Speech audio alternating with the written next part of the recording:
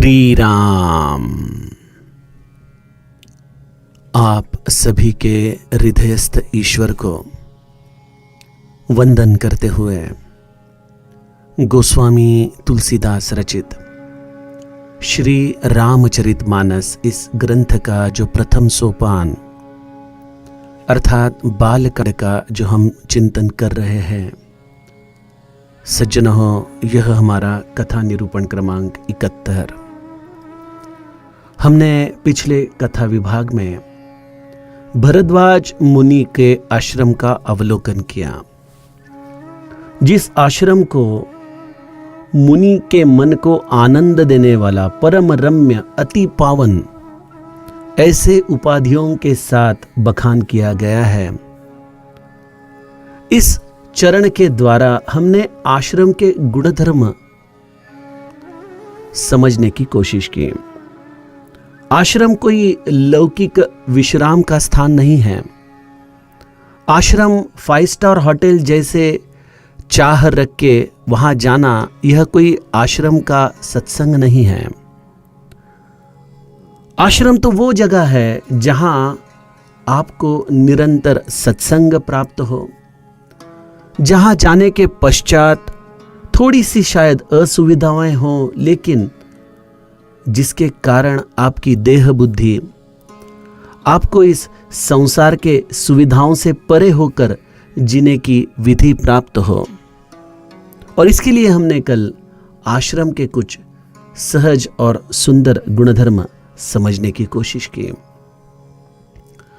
आश्रम भौतिक रूप से अगर बहुत ज़्यादा सघन हो जाता है तो वहाँ पे भावनाएं, वहाँ पे सत्संग की धारा यह थोड़ी सी कम होती रहती है। यह हमारा अनुभव हमने इस कलयुग का भी इस आश्रम के तत्व विवेचन से जानने की कोशिश की।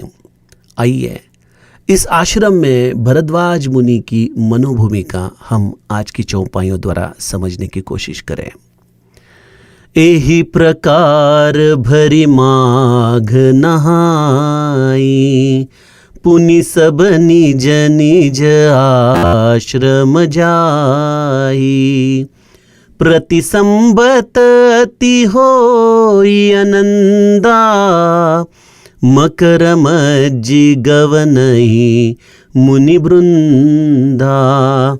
एक बार भरी मकर नहाए, सब मुनीस आश्रम न सिधाए।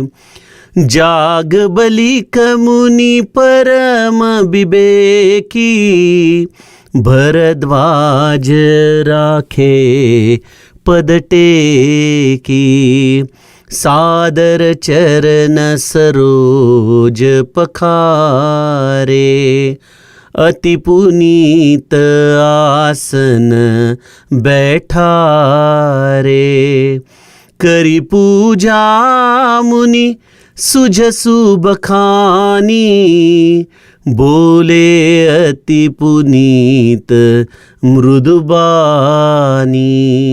नाथ एक संसं बड़ मोरे, करगत वेद तत्व सबु तोरे। कहत समोहि लागत भय लाजा, जौन कहूँ बड़ होई अकाजा। संत कहहि असि नीति प्रभु, श्रुति पुराण मुनि गाव। होई न बिमल विवेक उर, गुरसन किए दुराव। सियावर रामचंद्र प्रिय हो।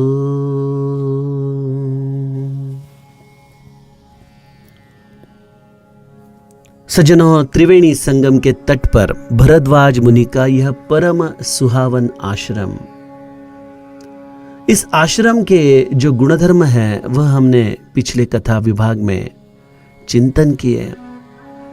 आश्रम की एक विशेषता जो गोस्वामी जी ने इस अंतिम दोहा में हमें समझाई कि ब्रह्म निरूपण धर्म विधि बरनहि तत्व विभाग, कहहि भगति भगवंत कै संजुत ज्ञान विराग। ब्रह्म निरूपण, धर्म का विधान, तत्वों का विस्तार और ज्ञान और वैराग्य युक्त ऐसी भगवत भक्ति, इनका कथन नित्य निरंतर इस आश्रम में हो रहा है। गोस्वामी जी ने परमार्थ प्राप्ति के, भगवत दर्शन के सभी अंगों का हमें इस दोहे के द्वारा दर्शन किया है। देखिए, साध्य तो हमारा ईश्वर है और हर एक व्यक्ति अपने अपने प्राक्तन अनुसार इस साध्य तक पहुंचने के लिए कोई साधन मार्ग का अवलंबन करता है। हम जीवों की गलतफहमी ऐसी है कि हम साध्य के बजाय साधन को ही सत्य मान लेते हैं, और यह सत्य मानना भी ठीक है, लेकिन इस साधन के अलावा और कोई साधन का आदर करना भी जब हम भूल जाते हैं तो इसका नाम है सांप्रदायिकता। और आज हम देखते हैं कि कई आश्रम संप्रदायों में बढ़ गए हैं।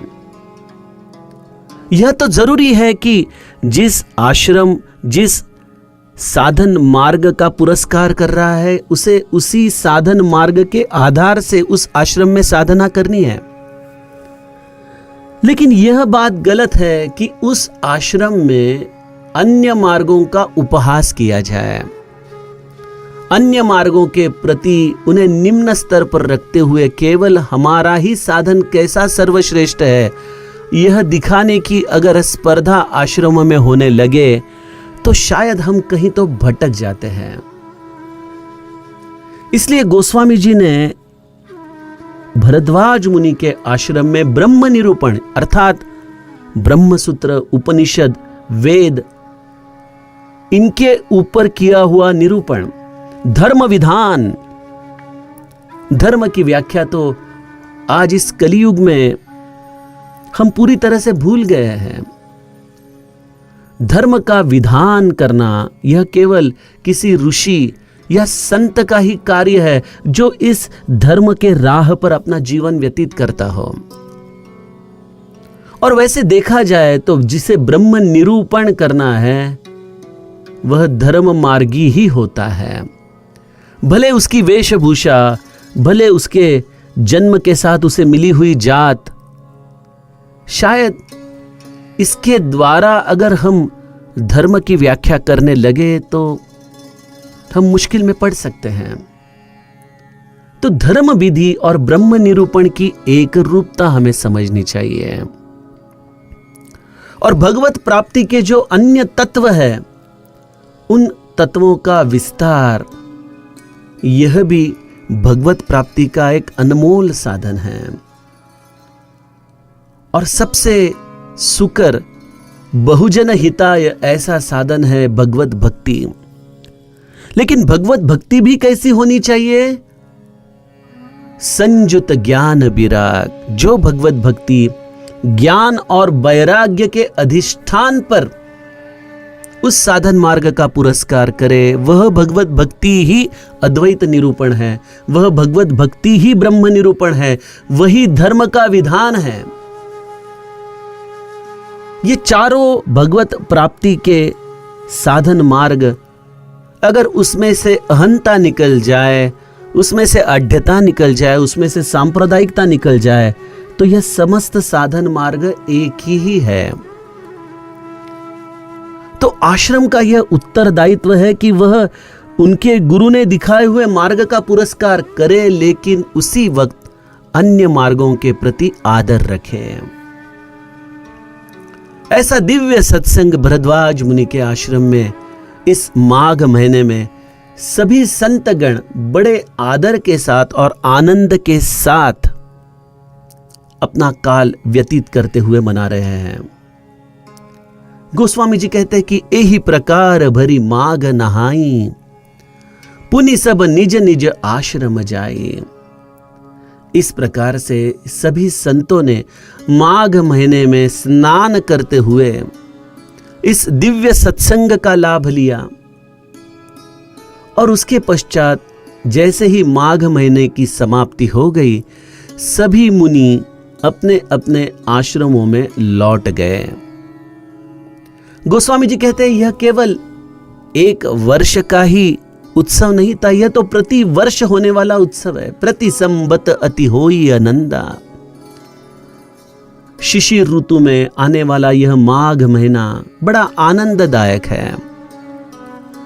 इस तरह से सभी लोग इस मकर राशि में सूर्य आने के पश्चात इस प्रयाग क्षेत्र में आते हैं, भरद्वाज मुनि के इस पावन आश्रम में निवास करते हैं, प्रातः काल त्रिवेणी में नहाते हैं, वेणी माधव जी का दर्शन करते हैं, अक्षय वट को प्रदक्षिणा करते हैं और एक खुले हृदय से सत्संग करते हैं। इस तरह से यह माघ महीना भरद्वाज मुनि के आश्रम में एक आनंदोत्सव की तरह से संपन्न हुआ। सभी मुनि बुरंद अपने अपने घर लौटने लगे और आश्रम देखते ही देखते रिक्त होने लगा। यह एक बड़ी दुविधा होती है, शायद फिर कोई लौकिक कार्य हो या पारमार्थिक कार्य हो। घर में भी शादी ब्याह करने के पहले कुछ दिनों तक रिश्तेदार आते हैं, मित्र परिवार का आना जाना रहता है, एक चहल पहल रहती है घर में। और जैसे ही शादी होके सभी लोग अपने अपने घर लौट जाते हैं तो एक दो दिन घर में बड़ा सुनापन हमें सबको महसूस होता है। हमारे गोंदोले में भी अब मार्गशीर्ष में श्री महाराज का पुण्यतिथि महोत्सव होने जा रहा है और कई लोग महाराष्ट्र के और देश के अन्य अन्य जगहों से इस महोत्सव में शामिल होने के लिए आते हैं। और जैसे ही मार्गशीर्ष के दशमी को यह पुण्यतिथि महोत्सव संपन्न होता है, सभी लोग अपने अपने घर लौट जाते हैं। उसके बाद भी 2 दिन उत्सव चलता है, लेकिन आश्रम तभी रिक्त हुआ रहता है। जो लोग वहां पे रहते हैं उन्हें बड़ा सूनापन महसूस होता है। दशमी तक जो आश्रम लोगों से भरा पड़ा था, रहने के लिए भी लोगों को जगह नहीं थी, वही आश्रम एकादश और द्वादश जब तक ये उत्सव की पूर्णाहुति नहीं होती तब तक जो लोग रुके रहते हैं उनको बड़ा सुनापन का एहसास दिलाता है।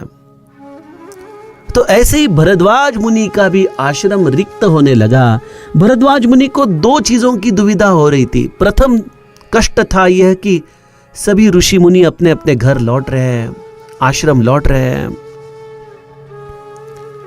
शायद यह एहसास तो उन्हें हर साल सहना ही पड़ता था, लेकिन इस माघ महीने के पश्चात एक दूसरी भावना जो भरद्वाज मुनि के अंतःकरण में उन्हें बिल्कुल अस्वस्थ किए जा रही थी, वह भावना वो किसी से व्यक्त भी नहीं कर पा रहे थे। सज्जनों, सत्संगति अगर हम बड़े मन से करें, बड़े चाव से करें, तो सत्संगति हमारे मन को विश्राम तो देती है, लेकिन इस विश्राम के साथ एक अस्वस्थता भी प्रदान करती है। और वह अस्वस्थता ऊर्ध्व गति की है, जीवन का उद्धार करने वाली है।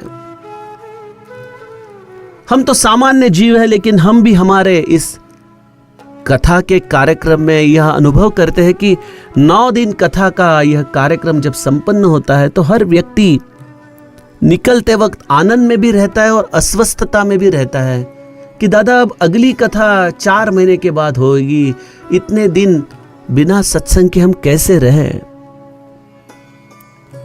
तो सत्संग विश्राम तो प्रदान करता है, लेकिन जैसे मेरे समर्थ महाराज कहते हैं कि सदा सर्वदा आर्त पोटी पुरेना।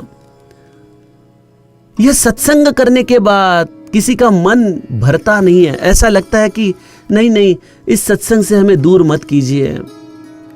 जैसे एक आधे छोटे से बच्चे को मां की कोख से अगर कोई उठा ले तो वह जिस तरह से रोने लगता है, वैसे ही सत्संग में एक जीव अपार विश्राम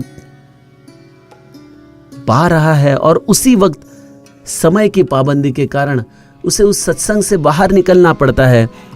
तो यह सत्संग आनंद तो देता है, लेकिन इसका जो विरह है वह विरह अत्यंत अस्वस्थ करने वाला है। और जब आप अत्यंत मन से सत्संग करते हो तो उससे एक आगे की अवस्था आपके जीवन में आती है, और वह अवस्था है कि जिस भगवत दर्शन के लिए हमने यह सत्संग किया, जिस ईश्वर का हमने गुण नाम संकीर्तन किया, जिसके रूप की और लीला की हमने चर्चा की, यह परमात्मा है कौन? तत्व विभाग कहते हैं, ब्रह्म निरूपण कहता है कि अहम ब्रह्मास्मि तत्वमसि। अगर यह अहम ब्रह्मास्मि है, तत्वमसि है, तो यह तत्व मुझे समझ में क्यों नहीं आ रहा है? मेरे हृदय में रहते हुए भी इस ईश्वर के दर्शन से मैं क्यों चूक रहा हूं? क्या मैं इस जीवन में उस स्थिति तक पहुंच पाऊंगा? क्या मुझे मेरे राम मिलेंगे? क्या मुझे मेरे ठाकुर दर्शन देंगे? या यह जीवन केवल इसी तरह से भगवान को शब्द के द्वारा वर्णन करते करते ही कट जाएगा? क्या मुझे यह पूर्णत्व इस जन्म में प्राप्त होगा? सज्जनों, अगर ऐसी अस्वस्थता सत्संग के पश्चात आपके हृदय में एक क्षण के लिए भी आती है तो समझ लीजिए कि आपने बड़े मन से सत्संग किया है। देखिए, महादेव जी भी, हमने कुछ दिनों पहले के कथा विभाग में सुना कि महादेव जी भी जब अगस्ती मुनि के आश्रम में सत्संग के हेतु गए, एक बार त्रेता जुग माही शंभु गए कुंभज ऋषि पाही। और अगस्ती मुनि ने महादेव जी को राम कथा सुनाई। सुनी महेश परम सुख मानी। महादेव ने अत्यंत मन से यह कथा सुनी, उसी हेतु तो वो आए थे अगस्ती मुनि के आश्रम में। और जब कथा के पश्चात संवाद हुआ मुनि का और महादेव का, कुछ दिनों तक यह संवाद चलता रहा, और उसके पश्चात महादेव जी कैलाश की तरफ निकले, और उनके मन में एक ही इच्छा थी कि कब मुझे मेरे ठाकुर के दर्शन होंगे, कब मैं मेरे राम को इन आंखों से देख पाऊंगा। तो जब महादेव जी भी सत्संग के पश्चात इस भावना में लिप्त होते हैं, तो वही हमारा शिव तत्व है हृदय का। जब हम कोई अधिकारी संत के चरणों में बैठकर सत्संग करें, तो उसके पश्चात हमारा मन भी इसी भावना से भर जाए कि मुझे मेरे हृदय के राम कब दर्शन देंगे। लेकिन यह भावना हर व्यक्ति से हम प्रकट करके संवाद नहीं कर सकते, क्योंकि समर्थ रामदास दासबोध में कहते हैं कि कोई अस्पताल में अगर कोई बीमार व्यक्ति दूसरे बीमार के पास जाए और कहे कि मुझे आप इलाज कीजिए, तो वह इलाज बीमार व्यक्ति नहीं कर सकता। उसे तो किसी निष्णात वैद्य के पास ही जाके अपना इलाज करना है। वैसे जो देह बुद्धि में पड़ा है, जो अज्ञान में पड़ा है, उसे अगर हम जाके कहे कि हमें हमारे हृदयस्थ राम का दर्शन कब होगा, तो वह भी आपका पूरा समाधान नहीं कर पाएगा। और यह सबसे बड़ी दुविधा हमारे जीव रूप में हमें सामने आती है कि यह मन की इच्छा हम किससे संवाद करें, किससे बात करें, किसे कहे हम हमारे मन का यह प्रश्न। इस प्रश्न के भी दो अंग है। हमारे मन में यह प्रश्न तो आ जाता है, लेकिन इस प्रश्न की तीव्रता नहीं होती। जैसे हमारे मन में कई विचार आते हैं, उसी तरह यह भी एक विचार आके जाता है कि क्या मुझे इस जन्म में भगवत दर्शन होगा, क्या मैं मेरे ईश्वर को इस जीवन में पा सकूंगा। लेकिन यह क्षणिक विचार है, और यह क्षणिक विचार हमारे कल्पना के साथ बह जाता है। लेकिन अगर यह विचार हमारे मन में स्थिर हो जाए और उससे हमारे जीवन में एक तीव्रता आ जाए, एक अस्वस्थता आ जाए, हम अपने आप को इस ईश्वर दर्शन के बिना हमेशा अस्वस्थ पाए, तो सज्जनों समझ लेना, प्रकृति ने आपके लिए एक बहुत सुनहरा अवसर अब तैयार करने के लिए शुरू किया है। भगवत दर्शन के लिए सबसे बड़ी अर्हता है और वह है अति उत्कट अनुराग ईश्वर दर्शन के लिए, अति उत्कट चाह, जिसे हम मराठी में तळमळ कहते हैं। मेरे समर्थ भी करुणाष्टक में कहते हैं, तळमळ निववीरे राम कारुण्य सिंधु। मेरे हृदय की यह अति उत्कट भावना है, प्रभु आप ही इसका मुझे समाधान दे। तो इसलिए मैंने इस अस्वस्थता के द्वारा ईश्वर दर्शन की गई हुई पृच्छा को प्रकृति का एक परम आविष्कार कहा है, क्योंकि यह मुमुक्षत्व है परमार्थ के आधार से। और ऐसा मुमुक्षत्व प्राप्त होना यही साधन का पुरुषार्थ है। बड़े भाग उर आवई जासु, ऐसी तगमग, ऐसी अस्वस्थता हमारे जीवन में ईश्वर दर्शन के लिए आना, यह बड़े भाग की बात है। रामकृष्ण परमहंस कहते हैं कि हम हमारे प्रपंच के लिए तो ऐसे अस्वस्थ कई बार होते हैं। कई बार प्रपंच की न्यूनता हमें आंसू बरसाने लगाती है, लेकिन ऐसा कोई जीवन में काश क्षण आ जाए कि जब हमारी आंखें केवल हमारे ठाकुर के लिए नम हो जाए, मेरे राम के लिए, या मेरे नेत्र सजल हो जाए।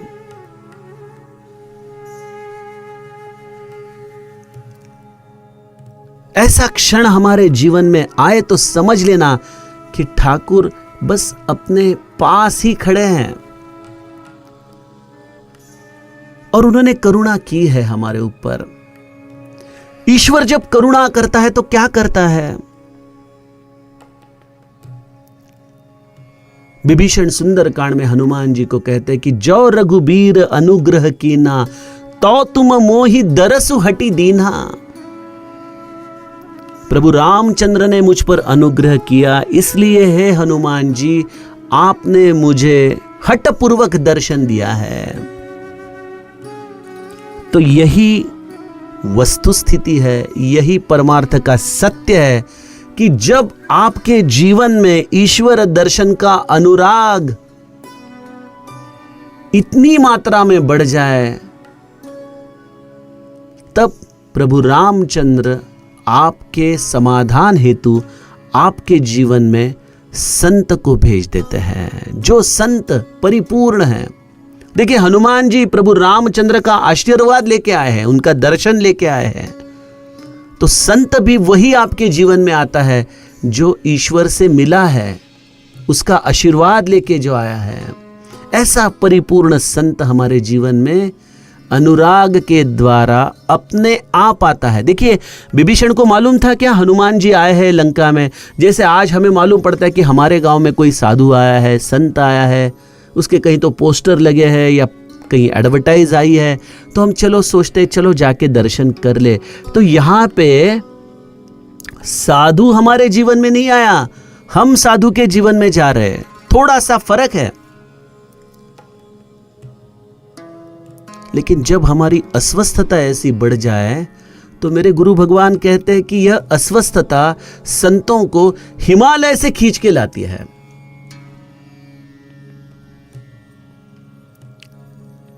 कई उदाहरण हैं सज्जनों। मेरे आनंद सागर महाराज, मेरे गुरु भगवान के परम शिष्य, छोटे से थे जिनका नाम था अनंत। बचपन में ही बाप का साया निकल गया था, घर में बड़ी गरीबी थी।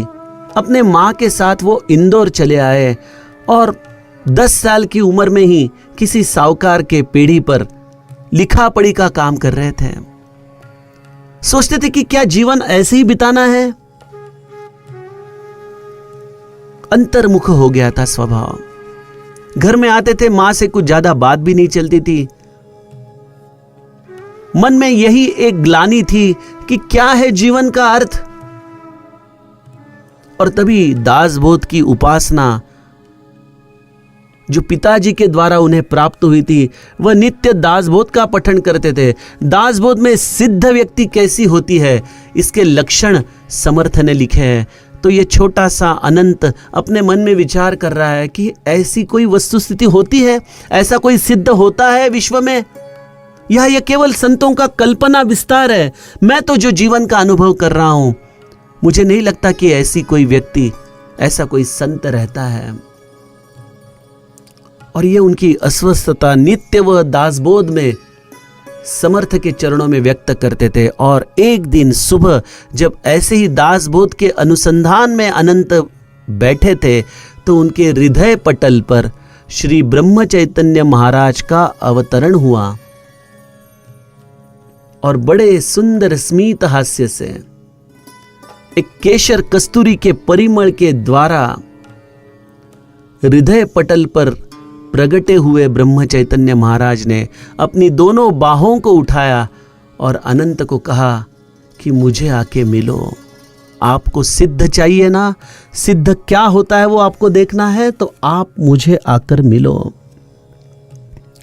तो आगे का इतिहास मैं आपको नहीं बताऊंगा। कहने का मतलब यह है कि आपके हृदय की आर्तता ही संत को खींच लाती है। आज मेरे जीवन में संत अगर प्रकट नहीं हो रहे हैं, तो इसमें संत की कोई गलती नहीं है।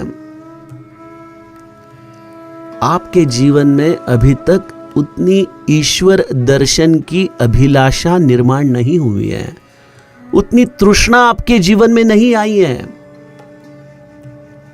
और यह तृष्णा केवल क्षण मात्र नहीं होनी चाहिए, यह निरंतर है। जैसे कोई निष्पाप व्यक्ति अगर बंदीवास में जाए तो हर पल उस बंदीवास में उसकी एक ही धारा रहती है विचार की कि मैं यहां से मुक्त कैसे हो पाऊं। उसी तरह से जो ईश्वर दर्शन के लिए अत्यंत उत्सुक है, जो अब इंतजार ही नहीं कर सकता उस घड़ी का, ऐसी उसकी निरंतर अवस्था है, उसके जीवन में संत सहजता से प्रवेश करते हैं। और ऐसा ही कुछ भरद्वाज मुनि के आश्रम में जब उन्होंने इतना प्रदीर्घ सत्संग किया, उसके पश्चात उनके मन के इस भाव ने क्या किया, जाग बलिक मुनि परम विवेकी, भरद्वाज राखे पद टेकी। पूरा आश्रम खाली हुआ है और तभी भरद्वाज मुनि का इस आश्रम में याज्ञवल्क अर्थात जागबुलिक मुनि उनसे मिलकर लौटने ही वाले थे। तब इस याज्ञवल्क नामक परम विवेकी ऋषि का आगमन भरद्वाज मुनि के आश्रम में हुआ। और भरद्वाज जी ने जैसे ही याज्ञवल्क मुनि को देखा, नेत्र सजल थे, हृदय में अत्यंत प्रभु रामचंद्र के दर्शन की अभिलाषा थी। और उन्हें याज्ञवल्क रूपी परम विवेकी, जो समस्त तत्वों को समझता हो, जानता हो, जो ईश्वर दर्शन का अधिकारी हो, ऐसा संत अपने आश्रम में आते ही भरद्वाज मुनि ने एक ही चीज की, भरद्वाज राखे पद टेकी। भरद्वाज मुनि कुछ कहते नहीं है, बस याज्ञवल्क मुनि के चरणों पर गिर पड़ते हैं। देखिए, जब ऐसी आर्त भावना हृदय में हो तो संवाद के लिए शब्द नहीं मिलते हैं। व्यक्ति ऐसे संत के दर्शन से शरणागत हो जाता है, अपने आप को उनके चरणों पर समर्पित कर देता है। और भरद्वाज मुनि के ये अंतःकरण का भाव केवल स्पर्श के द्वारा, केवल दृष्टि के द्वारा याज्ञवल्क जी जान जाते हैं। बल्कि यह कहना भी अनुचित नहीं होगा कि इसी भाव ने याज्ञवल्क मुनि को जब पूरी तरह से आश्रम रिक्त हुआ, तब भरद्वाज जी के दर्शन हेतु बुला लिया है। क्योंकि यह ईश्वर दर्शन की पृच्छा, यह ईश्वर दर्शन का संवाद, यह सभी लोगों का अधिकार नहीं होता। याज्ञवल्क्य और भरद्वाज मुनि अब एकांत में इस ईश्वर दर्शन की चर्चा करेंगे। सज्जनों, अब हम ईश्वर दर्शन की पृच्छा ऐसे अधिकारी संत को किस तरह से की जाती है, इसका चिंतन कल के कथा प्रवाह में करेंगे। जानकी जीवन स्मरण। जय जय राम।